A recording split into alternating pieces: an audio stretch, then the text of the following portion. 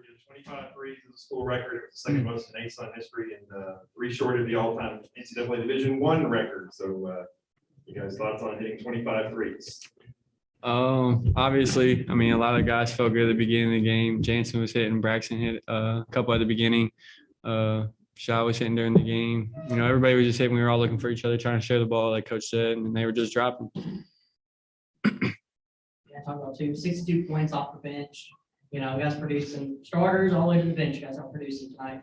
How was that? Yeah, every day our bench actually goes at the starters every day, so it'd be like a good matchup between us. So every day we try to go out and get at each other, help each other get better. So it's showing the court. How to feel to get the ball through the hoop, especially after the Marshall game. Nice bounce back for you guys. Isn't it? Yeah, we've been. I feel like personally, we've been struggling shooting from the three, and that's one of our biggest threats to teams is spreading them out and being able to shoot and hit shots. But I mean, hopefully this will start something for us. And Coach did it all week. This needs to be our turning point. We need to figure out who we are. This needs to become a 4-game win streak. So hopefully this can spark something in all of our shooting. You have to fight against Marshall because anything different, extra practice, or just kind of do what you do. Yeah, it was kind of we kind of did the same thing in practice. Keep going hard, keep competing against each other, and the mistakes gonna come. We just got to fix those mistakes that we was making. Does you get a sense out there during the game how many you did at all, or talk on the bench there or anything? I didn't even realize how many we hit. I just kept hearing the bench saying, shoot some another of one. Some of the guys on the bench were saying we won off from the school record, and then late in the game, there's like 2 minutes left. They said we're like 5 off the national record. I said there's no way we hit 5 in 2 minutes. Anything